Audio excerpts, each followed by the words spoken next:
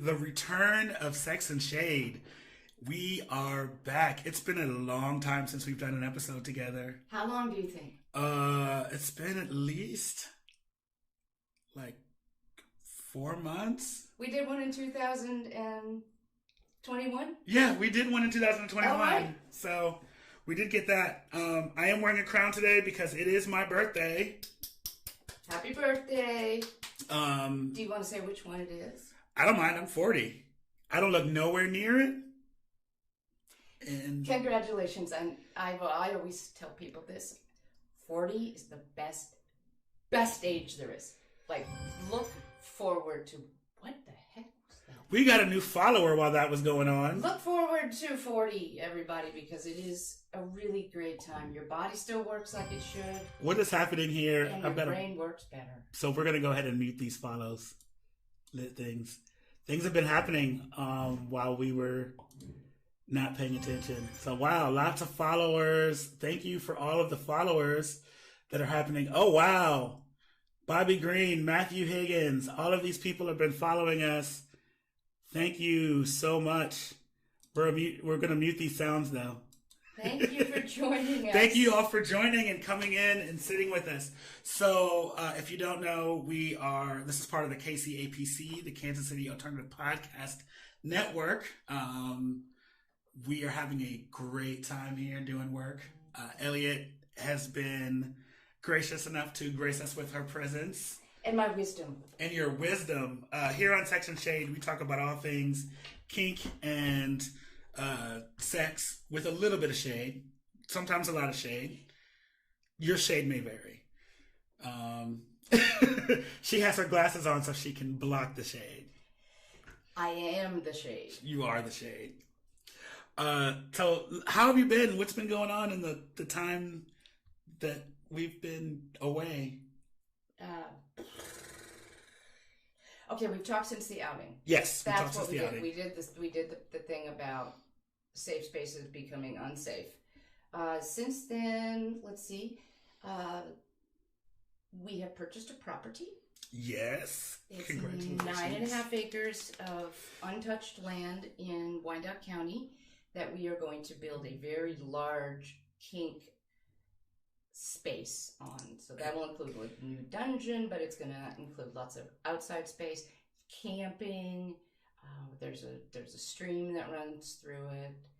There's going to be, we're going to have the ponies out there eventually, and I mean human ponies, Not Shetlands. not Shetlands, unless that's what you identify as. So I don't know. We're just now having electricity wired up. There is no building. We are building. It will take at least 2 years, but it's a good thing for the community in the long run, and it's a huge deal for us. It will be a kinknasium. It's gonna be something big.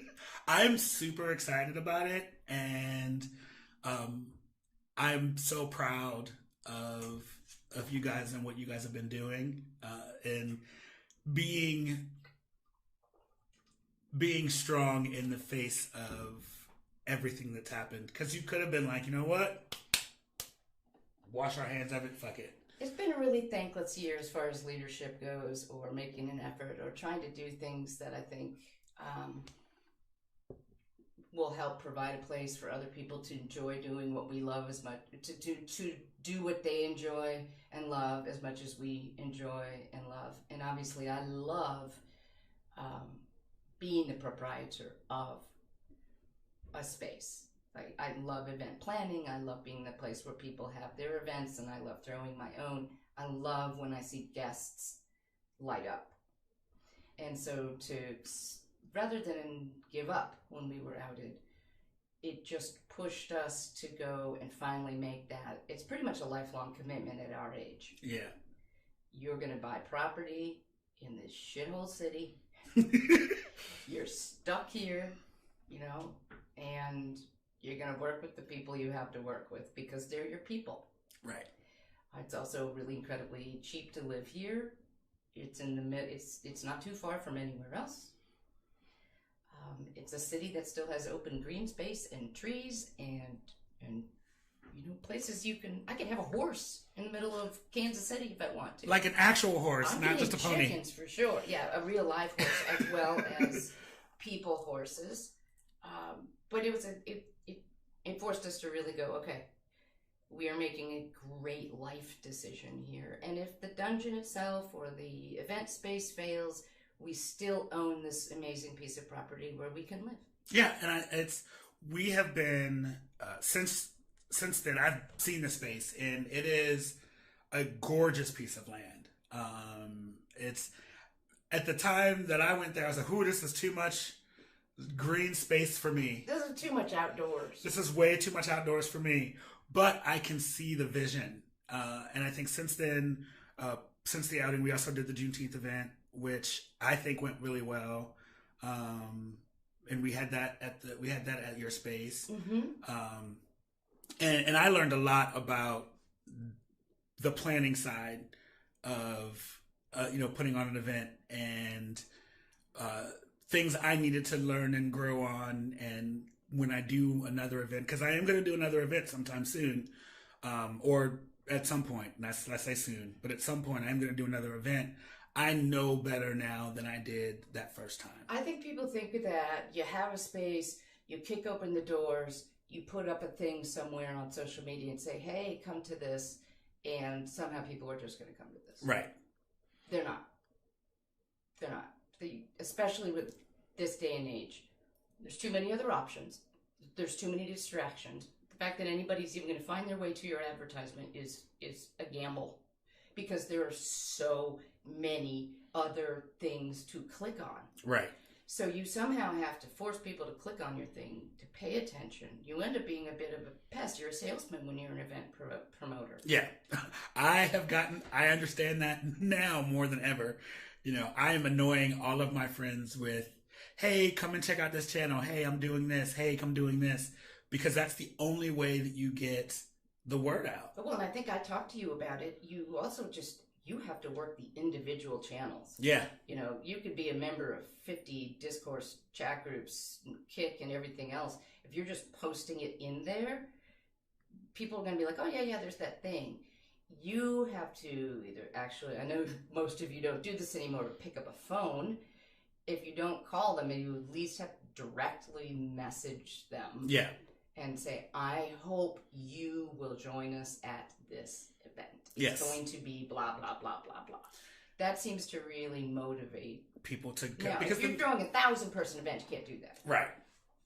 I did, because I'm doing a birthday party, that is not a kink event this weekend. And I didn't do it with everybody, but I made sure that you got a personal invite. Mm-hmm. I made sure that there were, that there were other people that got personal invites because I wanted you guys to be there. And there were some people that I'm like, hey, you go in, hey, this, and I bring it up and say, hey, this is what's happening. But, I look at a lot of this stuff and especially now from the lens of everything I do is a business. Everything I do is a business decision. Everything I'm doing from, whether it's the Twitch stuff to, these episodes, everything is a business. So I'm like, hey, can we do this? I think we talked about it last week when we were setting up this episode. You were like, you got to stay on me. And I'm the type that's very, I don't want to bother you. Yeah, but I'm so busy. It's the one who, it's the noisy wheel. Yeah. And I'm going to say, I'm staying greased. I'm staying greased. I can't help you with that. Yeah, well, that's. I mean, technically I could, but it would just be service greasing. I'm service greasing you. I'm a service griefer. Griefer. I'm definitely a service griefer. And then you were doing those series for a while, the X-Play series for a while. Still doing it. And those have been amazing. You've sold out every single one, which is awesome. And now it's catching on that it's happening. Look, it took 6 of them for people to start to really pay attention to the fact that this is happening. It's a lot of work. Now you're promoting right now your birthday party. Right. The entertainment there is your birthday. Right. When you start having to attract people with a certain thing, So like the Edge Play series is this month we're going to learn about this. This month the thing is on, like last month it was impact play and fire punching. Right, which was, wow. Fun. So much fun. So much fun. So, but you have this, so you are now putting together, I've now got to find the next person to teach the next one in time to get it scheduled, in time to then get it advertised. And then in our case, because we vet so hard, then to get people enough time to apply, to go, get their response. Then we have to get them that response, and then get them to the ticket link. Right. And then I have to get them off the ticket. Like, I don't think the administrative side, if you do this right. It doesn't get enough shine. Because I was like, I'll just put some, we'll put some stuff up. People will show up, based on, and it was very much on the strength of, I have my sets of friends, and BRNL have their sets of friends. If nothing else, our people will show up. And what I realized, one of the big things I realized is our people may not show up. And there's part of me feels like, if any one of our friends or anybody is doing something, it is partially like my job as your friend to pimp the shit out of what you're doing. You know what I mean? Like, that's what you're doing. That's how I operate.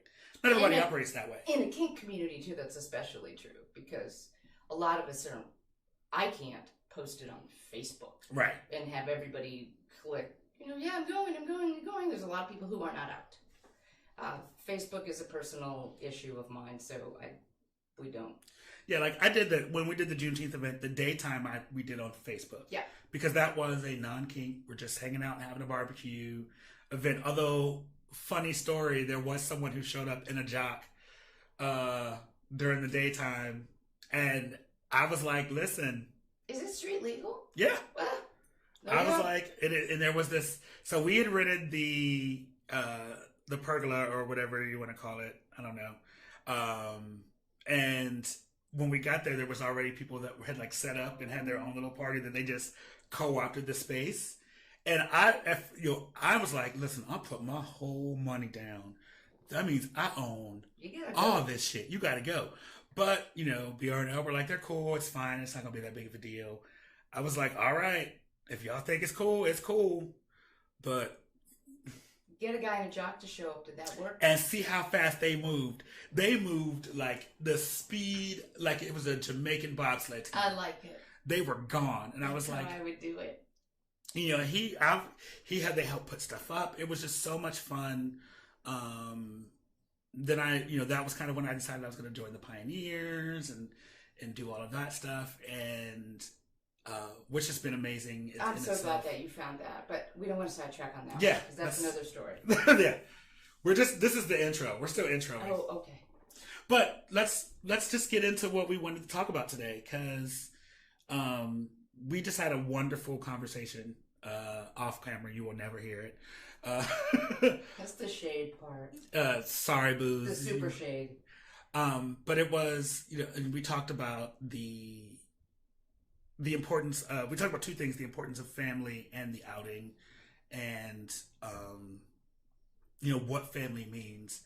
And I want to get your thoughts on something. Well, let's explain first what we mean. Okay, so in the kink community, and I imagine there are other, certainly like the gay communities, definitely has long houses history of making family when they have none. Lots of us no longer have contact with our real family, or we can't be who we are with our real families. Have been kicked out by our real blood families, and we end up forming our own found family. Especially in the leather community, there's a huge, it's just a thing. You right. have your found family, and found family is everything. Yep. You lay down and die for found family is the idea. It doesn't always hold together like that, because I think the whole thing about blood being thicker than water, as much as we kind of wish that wasn't necessarily true, it really is. Yeah. If everybody hates you, you can still go to your mom's house. True. Even if you hate going to your mom's house, you'll have a place to sleep. Everybody in your found family decides they hate you. You're gone. you have no place to go to sleep. See, and I am of the opinion that if you have a found family, that means you have made a commitment to that group of people that if issues have come up and things happen, we are going to discuss them and talk about them. And what happens in the family stays in the family, and we make sure at the end of the day, everyone is good. Even if it means you leave the family, but we've had a conversation and we've all talked about it. And we've done all of the things that we can do to make sure that we hold the family together until at which point we cannot hold the family anymore. Well, it's because we make a commitment to join found families faster than we decided to get married. So you think about anybody who's been in a long-term relationship. When you signed up, you thought this was going to be, you knew this person. Right. You were going to ride or die with this person. 5 years later, you realize, holy shit, I can't stand this person. Or this just isn't working. Like, it no longer clicks. Found families, that same thing happens, I think, on an accelerated rate. So I've always looked at found family and community as sort of a rotating or a mutating family. Who started in the beginning may not be your found family by the end. Hopefully there are those really solid core people who go with you through the entire thing. But people change. People are triggered by other people's behavior in a way after a year that they held together when they saw it in the first year, but by the second year they can't do it. I hate everything. People break up. You find out somebody's a predator. You just learn things, and you have to be able to roll with it, even if it hurts. And that was the biggest thing for me, and in my experience here within the community, is that I am a ride or die. Let's make it work. I can be friends with a fence post. You know what I mean? I've had people who in the community, I was like, oh, I don't fuck with them, but now I'm like, you're in the space that I'm in, and so now I gotta fuck with you. Okay, I'm gonna do my best. You know what I mean? And let shit just be what it is. And that doesn't necessarily mean that we're gonna go and have lunch and hang out, but you're in the same, you're occupying the same space as me. We can occupy the same space and be cool. And when it comes to different dynamics and people, like you said, things that can be endearing about someone, year one, by year two, you're like, fucking, I hate everything about what they're doing. Have a conversation. Hey, this thing that you do kind of gets on my nerves. Because it may be simply something that, I don't realize I do that. We've had conversations. Sure. You and I can do it, but there's a whole bunch of people you and I know that we've gone to with a conversation. It's an impasse. They think you're annoying. You think they're pompous.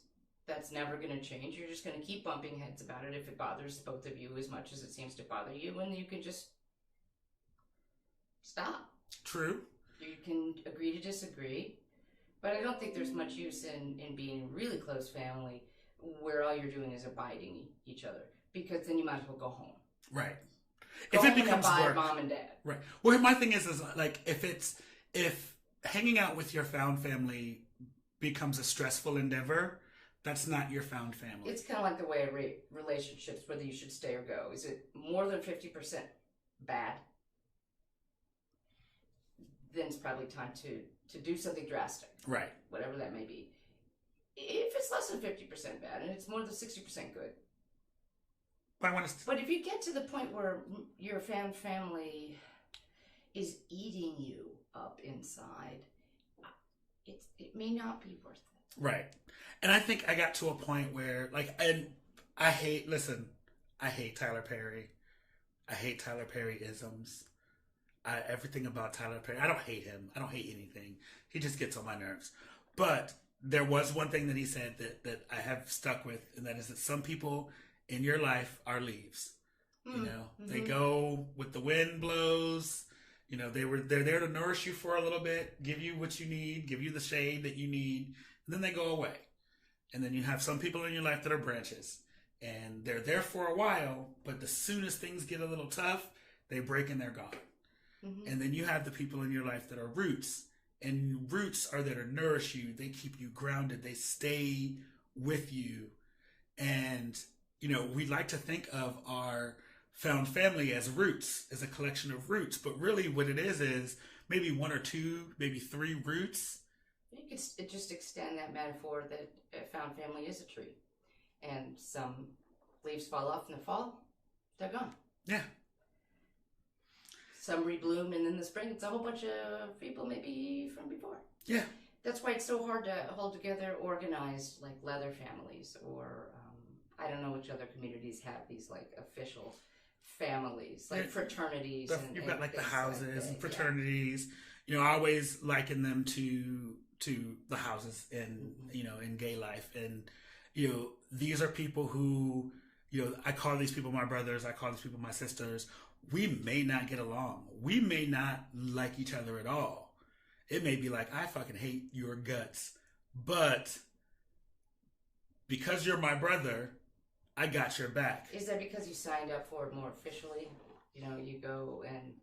is it more a loyalty to the unit than it is a unity, than a loyalty to just the people? I think it's a loyalty to the unit. I think... And if I'm going to be honest, I think the reason that I've stuck around with our family is a loyalty to what it means, not necessarily everybody involved. Mm-hmm. And you're too, obviously. But it's that this is a space that I feel comfortable in. These are people that I feel comfortable with. And I want to cultivate that feeling. Mm-hmm. Who's in that? Who shows up and who comes in and who leaves? That's become irrelevant to me. It is, this is my family, and these are the people that I care about. And so I look at you guys as my roots. Mm-hmm. Mm-hmm. Everybody else, be branches and leaves, do whatever you want to do. Doesn't mean I have any ill feelings toward them. It's just, I can only give you what you've given me, and I can only show you what you've shown me. And I'm going to be the person that's always going to be there when you need me, regardless, of where we're at. So if anybody in that group is like, hey, I need X, Y, Z, fight, I got you. You know what I mean? Mm-hmm. But that isn't always reciprocated. Right. You can't expect that. What I've learned is you can't expect what your commitment is to be someone else's. It is not. And it's very easy to get hurt when you realize we don't think the same. We thought we did. We thought we were in this as a whole, us against the world. It happens with one-on-one relationships. We've all looked up and realized, I don't know who you are. And in like what we called our COVID family, that was a family formed out of need. Yeah. And bits of randomness. Just, it saved our lives. It was COVID was what we had in common. Right. And what we do, but it was COVID. It was COVID that really was the thing. Like it was the need to take care of each other so that we were taken care of. Yep. When COVID left, well, when back. COVID, we may be looking at 2.0 COVID. Delta Burke. I said Delta Burke has come through with her gown from Georgia Tech awning and it's just stomping all over everybody. Yeah, I don't know what's going to happen with that. I'm thinking about it, but I don't like to. Yeah. I always suspected that family would go, I told you this ages ago. You should not expect it to stick together the way that in the form that it is, like it was 6 months ago. It's just, people will wander off, people will find other things, people's personalities will just rub each other too much the wrong way eventually, and they'll split. And that's the natural order of things. Right. Sometimes they split up in a far more painful way than you were hoping. Yeah. And I think we've recently experienced that without getting too much into it. Yeah, I think so. Where we were kind of forced with a decision to make. And, I find it myself in this weird space in the family because I'm in and I know that I'm in and like on like this cosmic scale level, but like the day-to-day things I'm no longer privy to. Which is actually a blessing. So, like I missed there are events and things that I miss and I just don't know about them until I hear about them later. And then it's like, oh. And then you kind of go through that feeling of, was I left out on purpose? Or was it like you just weren't in the right space at the right time? And 9 times out of 10, you're just not in the right space at the right time. And,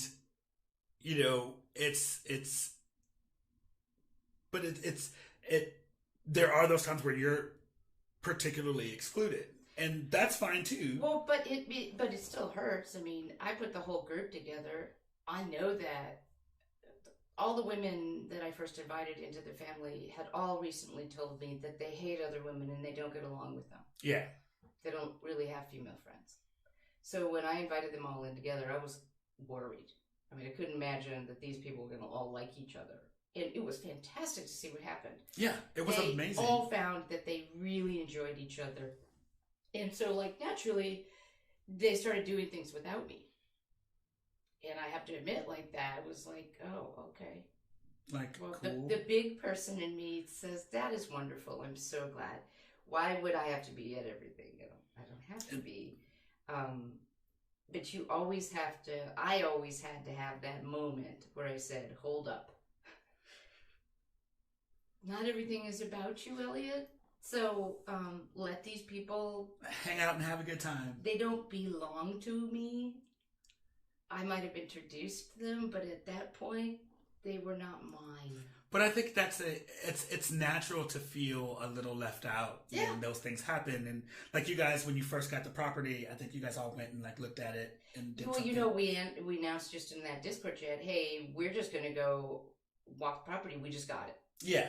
And it became a thing. But it was an accident because it was just is anybody here who wants to wander around, it's 100 degrees, we'll be out there. Here's the address. And then all of a sudden everybody showed up. And I was like, and that's amazing that people were willing to do that.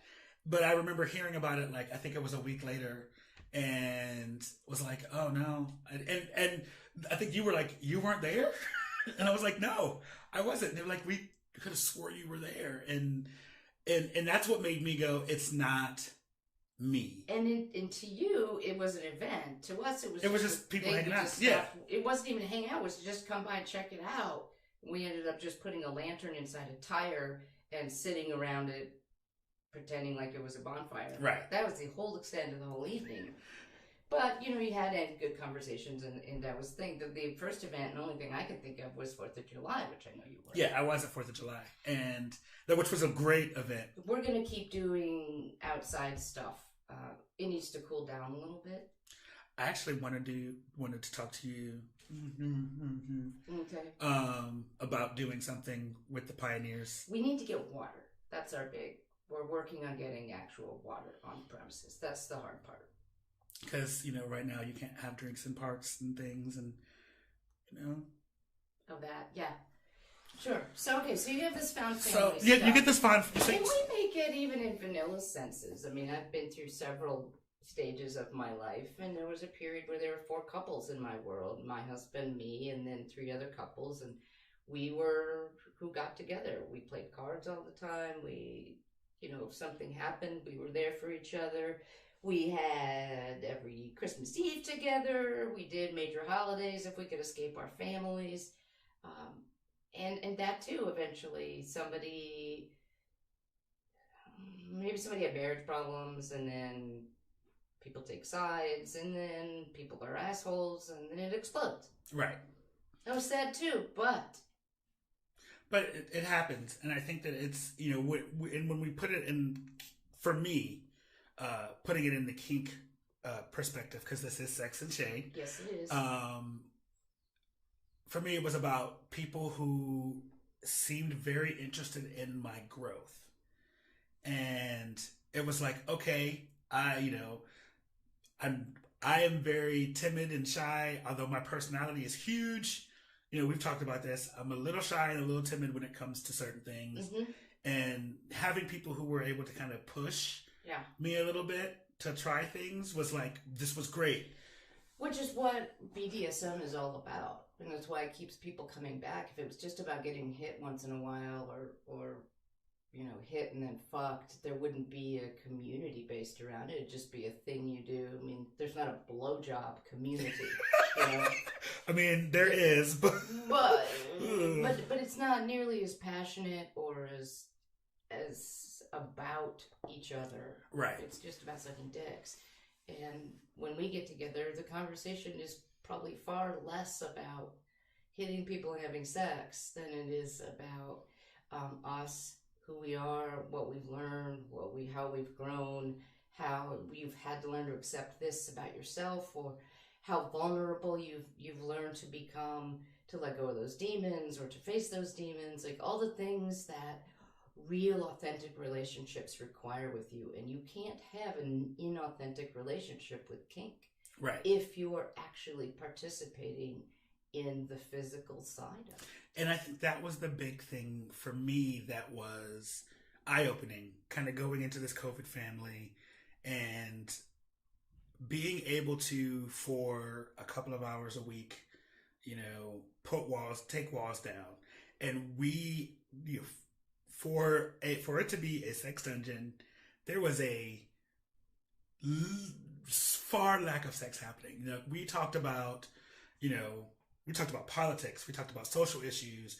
We talked about, all of this stuff, like this microcosm of the world and what our ideals were. And so it was I was able to sort of form these bonds with people, and say, okay, these are my people. These are people I understand. You just get to show people who you really are, in a way that you never can anywhere else in the whole wide world. And there's no way we'll ever be able to explain that to non-kinksters. Yeah. Like the regular world asks us to live in a constant state of denial, to keep our mouths shut, to shove down the things about us that we don't like, and to project things about us that aren't necessarily true. When you get into a kink world and you really start to participate, it's all self-help, self-exploration, and you just can't maintain it. All your compartments, they come apart. It's you get to a point with people where you go from being this is the way I present myself to the world to this is who I am, warts and all. And it can be very freeing for some people, and then for others, it can be very scary. It was a scary, there was a scary place for a while for me, because I was being open and vulnerable with people that I didn't know very well. I know. And it was there are people I've been friends with for 10, 20 years that didn't hear the conversations or didn't hear the things that we were talking about. And so it was like, ooh, wow. And then, you get to a place where with them, or at least for me, where you get so comfortable in that space of vulnerability that you just let it all out. And some people aren't ready for that, and some people are like, whoa, that was way more than I bargained for. And then that becomes, a problem, because now this person is like, oh, you're like, oh, this is my family. I can go there with these people. And they're like, but you can't, Everybody's got their level and limit, and you don't know your thing may be what scares the shit out of this person in particular. And when somebody sees something about themselves in you that frightens them about themselves, they'll be the first one to be like, whoa, that's too much. Get away from me. I can't do that. They can't do that. And it was, there were a couple of conversations that happened over the winter time that made me realize I got too comfortable and too fast. Mm-hmm. And it was like, okay, not to say these are my people, but these are things that I had to learn. And then we had conversations back and forth about those things. And this is why coming into the community as a newbie and getting you go too fast is how this happens. You don't have a choice. You have this weird COVID world, okay? So that your experience is accelerated times 1,000. That's why, too, old people like me are very cautious and hesitant around 21-year-olds when they walk in. Dude, you have no idea what this world is going to ask of you. You, in my opinion, are not emotionally or even biologically ready. Your brain isn't ready for this. You're still half psychopath at 21. You haven't even developed half of your empathy. Right. So you don't see around the corners. You don't see the shit that might be coming. You don't know it's there. You are literally still biologically blind to a lot of things. And so you need that slow learning process over time. That's why, so many of us don't get to kink until our midlife, because we've had to live all this, the rest of it, to even be able to accept stepping into this. I worry for the youngest generation because the doors are open wide. Right. And the way it's on TV now and the way it's in movies, anybody can walk in that door, right? It's not that big of a deal. It's not, doesn't require anything. It's slap and tickle. And it's not. It isn't. It's much more. You form, I will say, like, you form intense bonds with people very quickly because we have this thing in common, and it is like my bond with you and Anderson Hagen is very tight. Like, there were other people who were in the community that I had very strong bonds with. Well, because we sat down and had conversations with you, I'll bet nobody's ever had. Yeah. And vice versa. Got to talk about things you would never bring up in any other world. Yeah. It's being in the COVID family, being the only out gay Black person, I brought a different perspective to everyone, to the group. And so we were able to have conversations that were, so deep. And such the right time for us, too. I mean, I've learned so much with you. There's many reasons I'm grateful that I have you in my life, but that is one really big one that if I believed in God, which I don't, I would have believed that you were sent at the right time, the right place, the right reason. I feel like and the same for you. Like, I needed your perspectives. And I need, you keep me from going crazy. You know what I mean? Like, because I know how my brain works, and I know that I can go to these really extreme places, especially when we were dealing with some of the family issues and things like that. It was like, oh, well, the petty in me knows I can go right there, and burn bridges and not give a fuck about it. But talking to you made me think, okay, let's back up. Let's figure out a different way to do this. The way you've been doing it isn't working. So let's figure out this new way to try it. And made me think and helped me not only with family stuff, but other situations. Well, no one ever says to us in the course of our lives, really, okay, you've been doing this the same way for 20 years and you're miserable. So perhaps you should try doing something differently. Yeah. Like, it doesn't occur to us even until somebody just goes, wait a minute. How long have you been trying to do this? And it ain't work? All right. Are you getting what you want from it? No. I'm pretty logical in that. I'd say, well, then let's try a different approach. Right. And that helps me. You said it helps me in my personal relationship. It helped me, I credit our conversations for this. Being here and doing this. I was wondering, had we not run into each other, if you would have given yourself the permission to have this dream. No, absolutely not. I would have been, because because fear runs my life. Yeah. And I would have been so afraid of what if it doesn't work? What if it doesn't this? And what if it doesn't that? And then, it just got to a point where it was like, I have to stop worrying about whether it doesn't work and worry about when it does. And it's such a freeing thing. And to tie that into kind of the sex part is I'm learning that in, that aspect as well of, I've always been the person who is, when they're like, are you top or bottom? It's whatever you want to do is fine. I spent... Just pay me the attention. Just pay me, as long as you're paying me attention, I don't care. Yeah. So I never asked myself, what are you interested in? What are you into? What are the things that you actually like? And now, I started asking those questions and then COVID hit. So it was like, well, we're not getting answers to that shit now.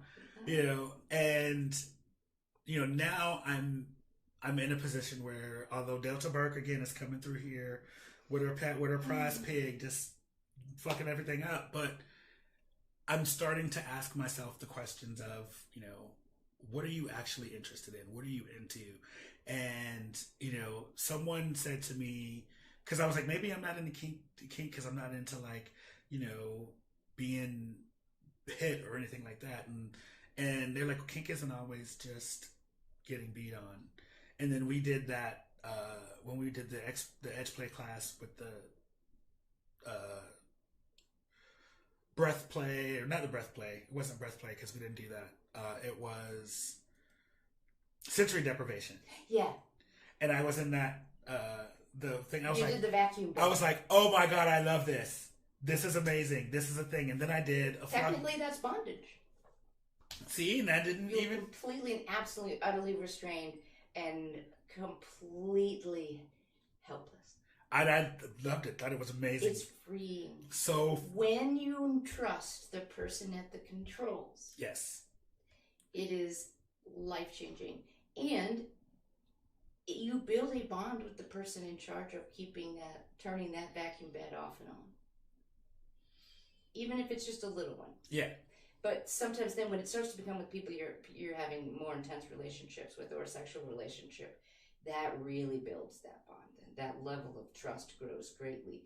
I have put whether or not I breathe or get free again into the hands of this person. Holy fuck. Yeah. Most of us never trusted our spouses the first time around. I wouldn't have trusted mine. You might have just accidentally kept it on until I died. Right. Listen. Most of us are think of all the married people you know that be like, my husband's so irresponsible he wouldn't be able to figure out how to turn it on or off. And then I think about, then I did the flogging demo and I realized that I liked. I had fun with I that. bet you got sensually, I didn't see it, but I'm sure you got a sensual flogging as well, which you may be more inclined to enjoy because there's a whole sensual BDSM. It doesn't have to be. I mean, I doubt whoever was demoing you was like beating you to shit. No, there was a marked difference between the way that first time that was than the second time. The first time was the one that happened at our place. Yeah. Well, I knew that the person who was doing it. I didn't think you got no warm up or anything, right? No, it was just straight. Yeah. It was very much, and it was. There's a reason that person never did me.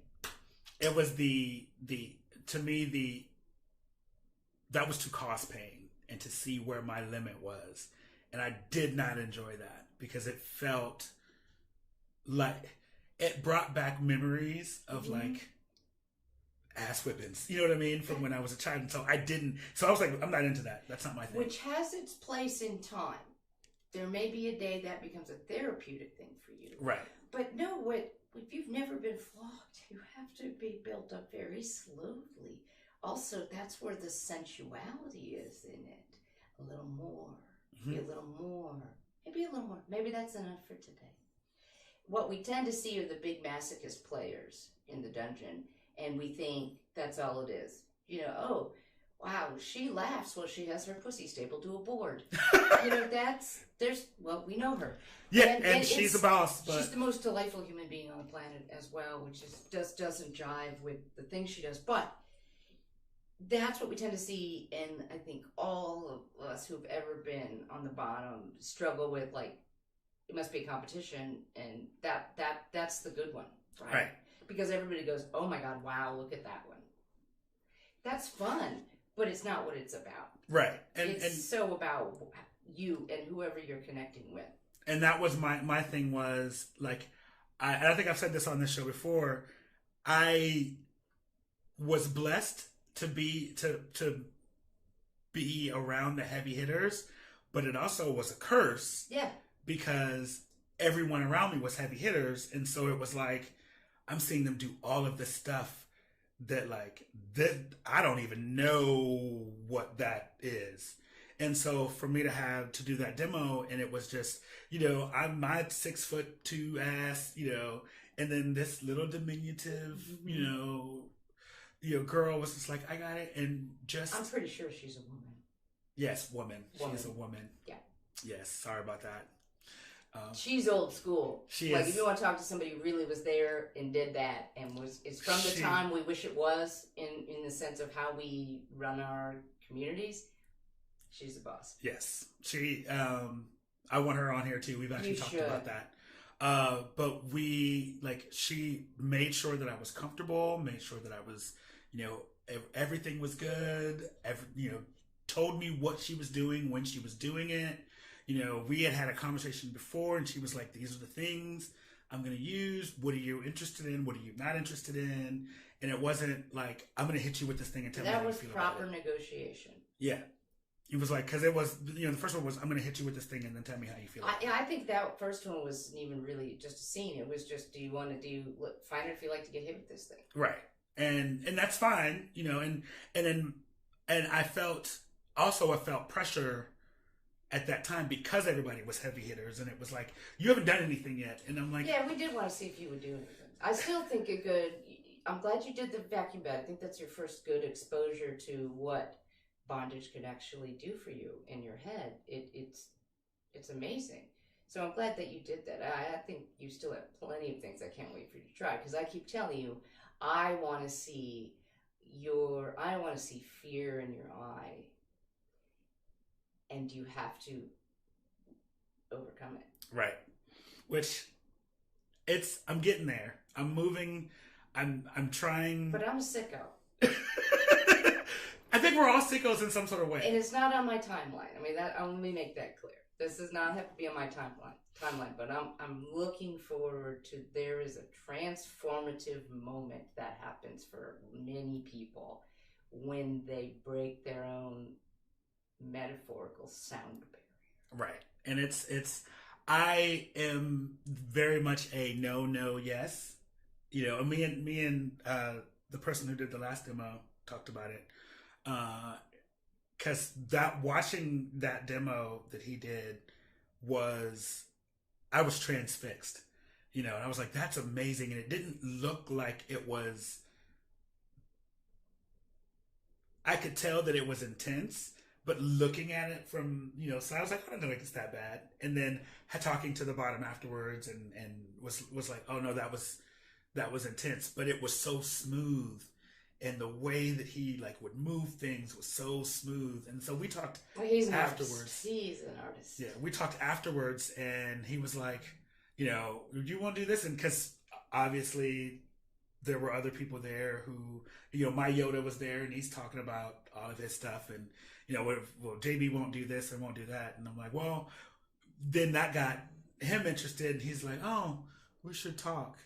And I'm like, now I'm really scared, because this is somebody who, I just watched him literally create art and do this amazing thing, and it's like, we should talk.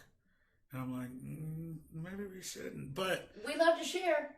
Yeah, but it's also that, I remember when I did that fireplace scene. Originally, I was on the hell no, but it took people going, no, this is a good idea, and we got you when we know you're safe, for me to be like, okay, I'll try it.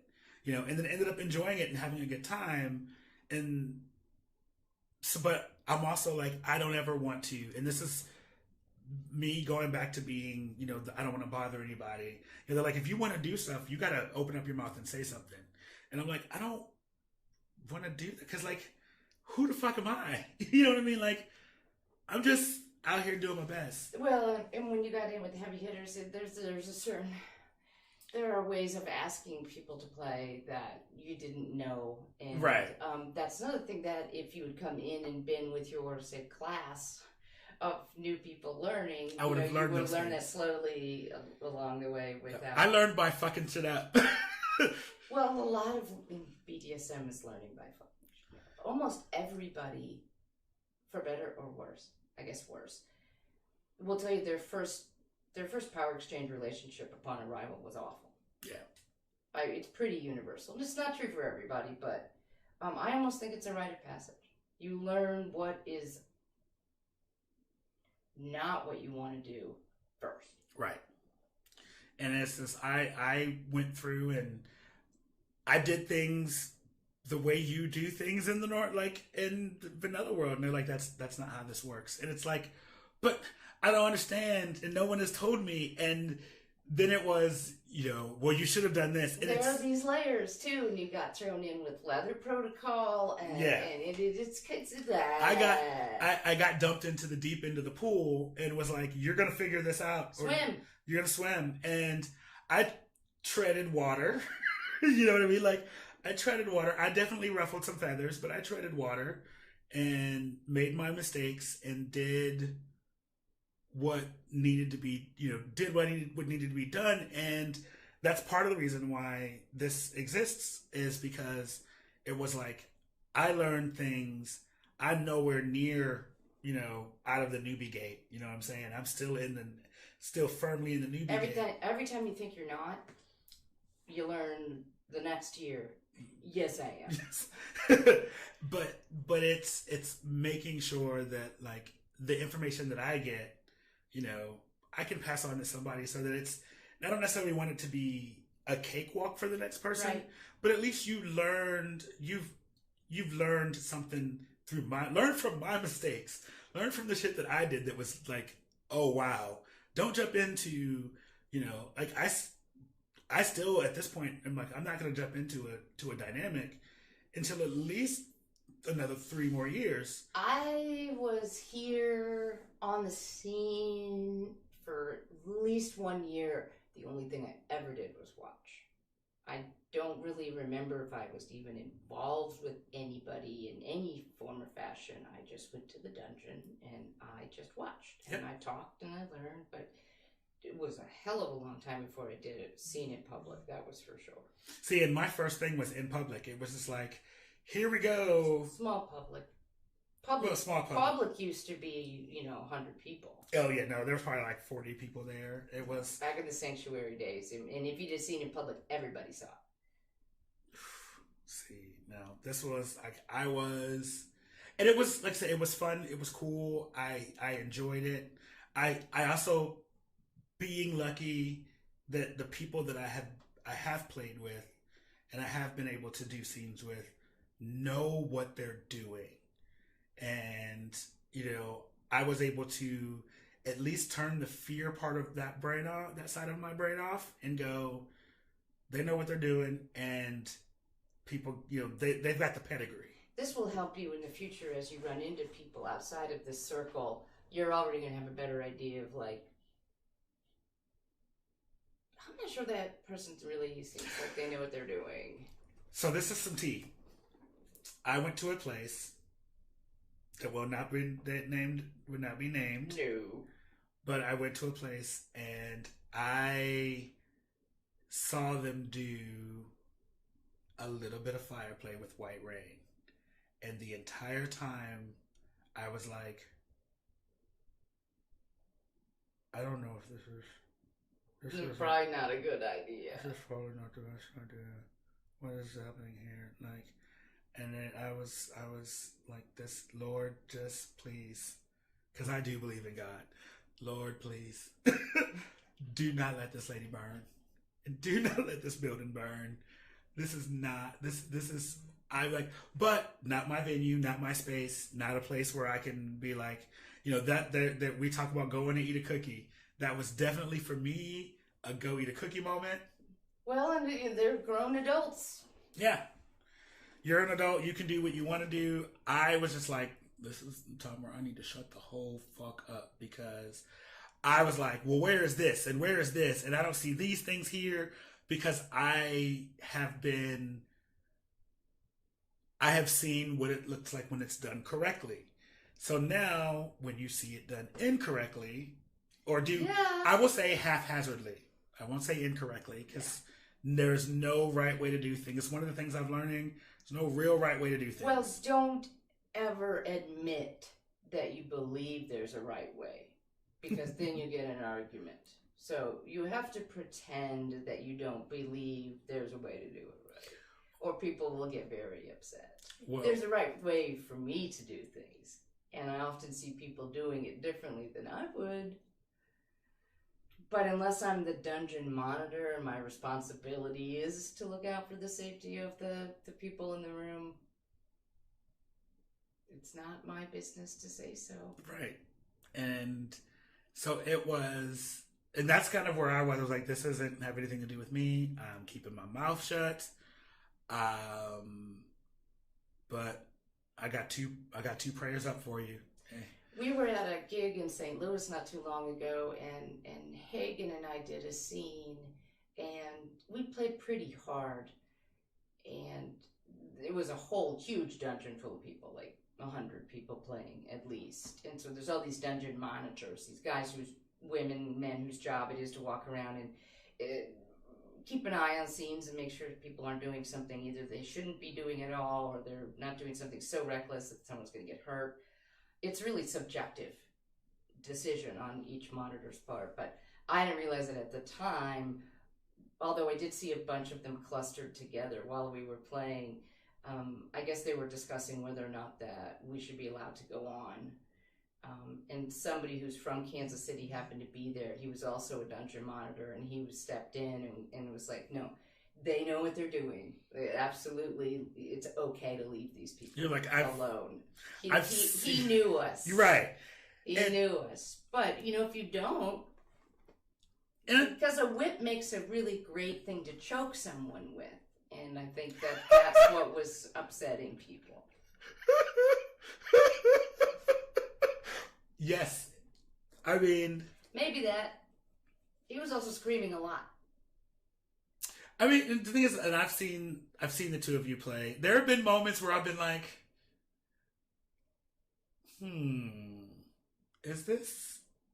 could this? You know what? They got this. It's none of my business. And especially in the beginning, now I've realized that my capacity for shit that blew your mind in the beginning, now you're like, oh, that's cute. And I'm like, oh, okay, cool. There are still certain things that I can't get behind, and like the needles in the fingertips, can't do it. And it is it's a visual thing for me. For everybody left the room. Yeah, it's I wasn't even. It doesn't even matter. It was harder for me to see it than it was to do it. I felt better doing it myself than just looking at it or watching somebody else do it. Yeah, it was, and I don't even think I watched it happen. I saw the aftermath, and he went like this, and I was like visible, visceral reaction. And it was like, you have to go away right now because I can't. Meanwhile, I'm sitting here on the balcony watching somebody, get nails in their vagina, just full on labia lips to the wall, and meaning nothing to me. But that just was That one gets a lot of people. Needles in general get people. See, and I'm interested in, and somebody told me this was a non sequitur, but I don't believe it. I'm cool with needles if I don't see them. Mm-hmm. So if I don't see them, it's all good. Mm-hmm. I would probably do some needle stuff, but if I don't see it, because I probably would be try it on your back, then you won't know. But it's they're like, well, you have to see them because that's no. If I see it, then it's like when I got these tattoos, I was like this the whole time because once I saw the tattoo gun. See, I always make sure I make myself watch. Anytime I get blood drawn or shot, like, it's a challenge to me. I do not get to look away. I can't, especially because I have really, my veins are super thin, so I have to tell them, listen, go ahead and get that butterfly needle out and quit playing with me. Yeah. Like, I didn't used to watch. It's just as I grew, became, more and more just sick. So in like, a good way. You're only gonna prick me about 2 to 3 times. I'm not doing all this extra stuff with you because if I'm telling you can't go get the fucking butterfly needle and quit playing with me. Like, yet I will do all the needles to other people and I will play with blood and all this stuff, but I can't give blood. I don't give blood. I cannot take it. That needle I just can't do. It's so weird. Well, the thing is, it's in your head. Just like it's the things. It's context. There are things that I would be interested in a scene situation that I definitely wouldn't be interested in, like in my regular life. Mm-hmm. We've had conversations with people like I could be a sub in the sense of like servitude and all of that stuff, but you will never call me a slave. It's never gonna happen. I don't like it. And I've had people try to explain to me. I cannot imagine. And it took forever. I'm still uncomfortable with the word when I use it. It's because it is the common... It's the vernacular within the leather world, MS dynamics, master-slave dynamics. It took forever for me to be able to just use the word slave. And for many years I said, as long as there is anyone actually truly enslaved in bondage in this world, I'm not going to insult them with using the word. But I've been worn down. Can't. So I'm tired now. After I know the difference. Right. And I'm confident that the people I generally talk to about it know the difference. It is a very different context. It is. However, I don't even think you have to be a black person to be offended by the word slave. Yeah, But black in America, and part of it for me, like I went to it's not a requirement. Yeah, I went to a Hellfire meeting and that conversation came up. And I asked, and I was like, did you have the difference between a sub and a slave conversation? Yes. Come to the next mass meeting because that's the conversation we're having. Is my favorite. Okay, good. Because I pissed everybody off with my opinion. Because I'm very much I understand the different context and what they mean. I said, as far as I consider, the best way I can say that there's a difference is one of them is a lifestyle, the other one is maybe for seeing. But once you get to a point where you're in a relationship and you are having discussions about, protocols and what you do and what this is, that becomes a master-slave dynamic. You don't have to call it a slave. I will never be called I was like, it's just for me, I can't do it. Look, I've been here 10 years. When I've entered the scene, almost no one used the term master slave. It didn't exist. I mean, maybe there were a few people. Everybody was dominant or submissive. Dom sub. That's all we said. Right. And then leather got more popular, and that's where that kind of comes in. But this pisses everyone off with an opinion, but there's no fucking difference. It's a subjective definition, and I know subs who are far more obedient or on top of their shit or best servants ever who are called subs, and I know slaves who are absolute bratty, do nothing, run the show, is the boss, everywhere except when they go out and sit on the floor to make a man look good. Mm-hmm. There's no definition, so it does not matter. I am very much of the opinion that it's going to take somebody with a strong personality to dom me. You know, I think submission is inspired, so it's not so much that you're on the lookout for somebody strong enough to force you. I think that you might just keep your eye out for someone who may inspire you someday. It's a good point. You want to be inspired to drop to your knees, not forced. Not at all. That's why I love being a dominant woman to grown men. I don't want men who can be cowed into it. Because neither one of them can be cowed into it. No. They do what they do. I want to see grown men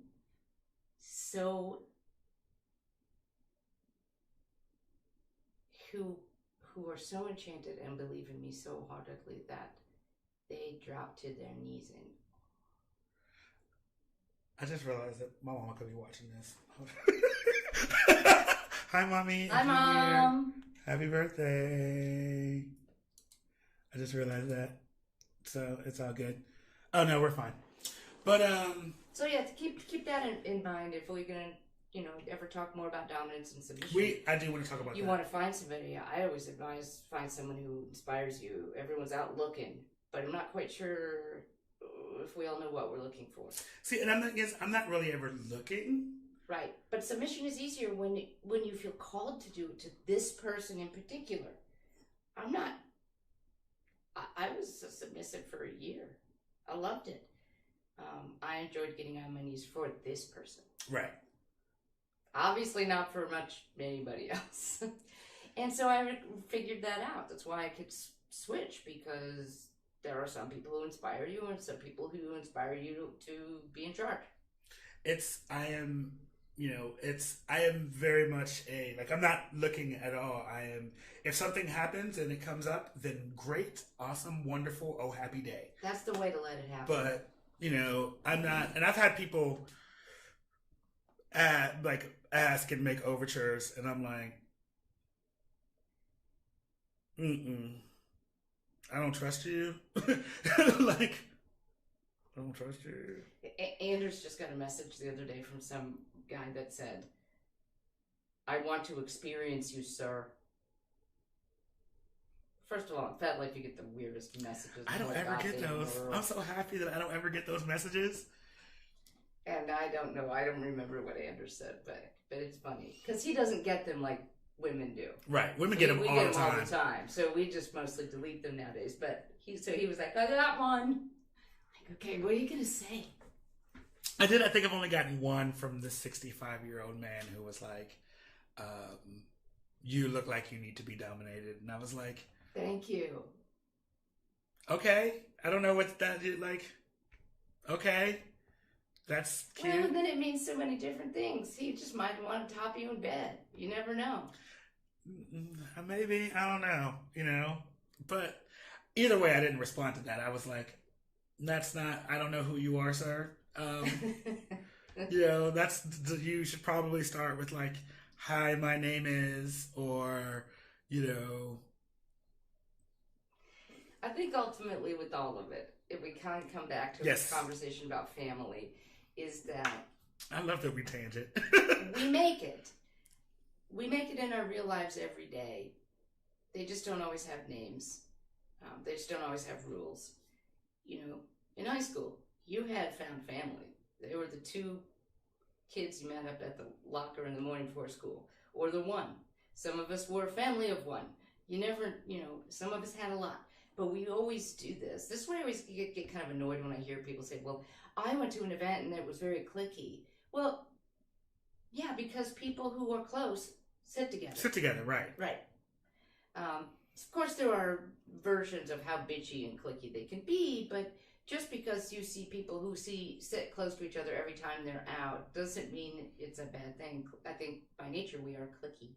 Well, I also think there's a difference between cliquey and... Because to me, cliquey means we're all sitting together and you can't come in. Mm-hmm.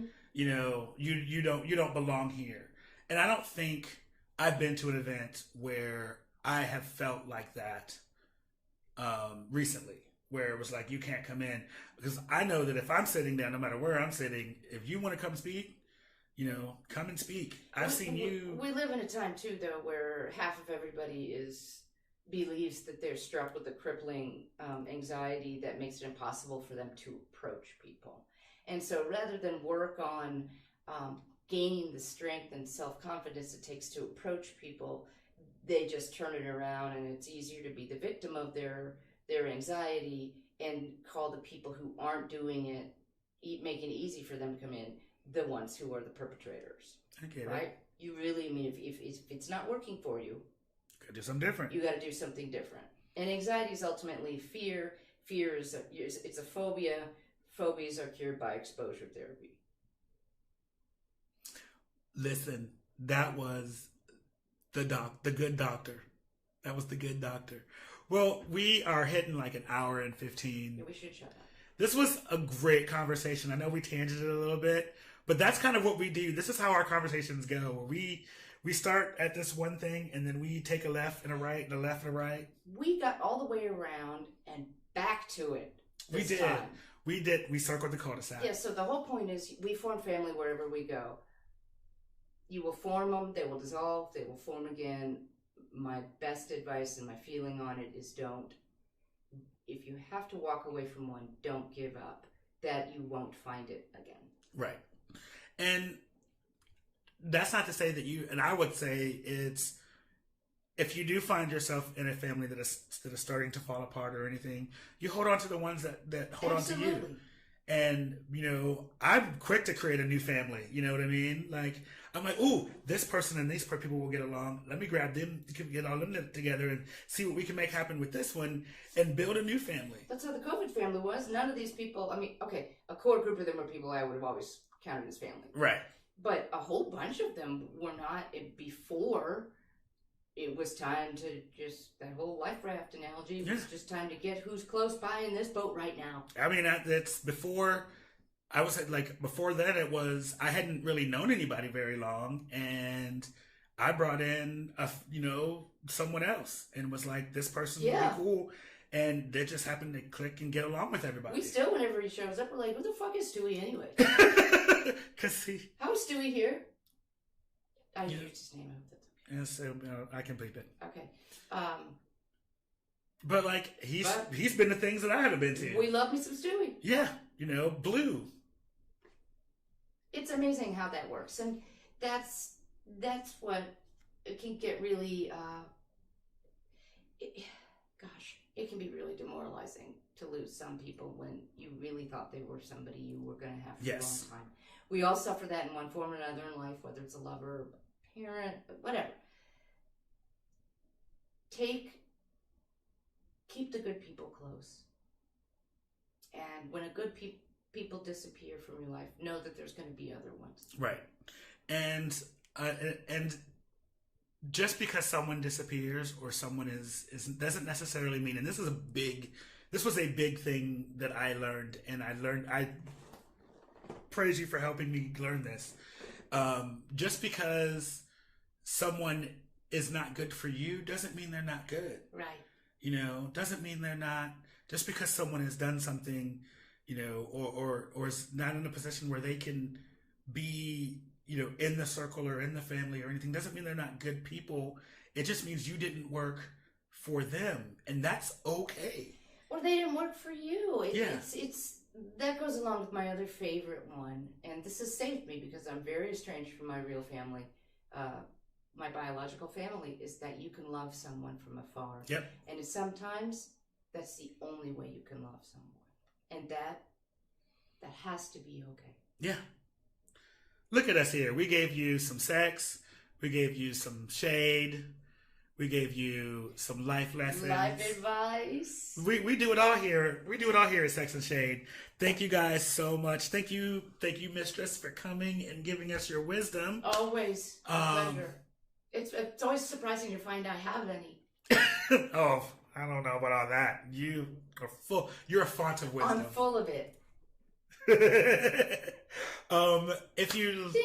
if you like this, don't forget to hit that subscribe button there. The podcast will be out, I'd say probably Monday or Tuesday of this. It'll be a condensed version. If you want to watch the live version, you can find us on the KCAPC YouTube channel.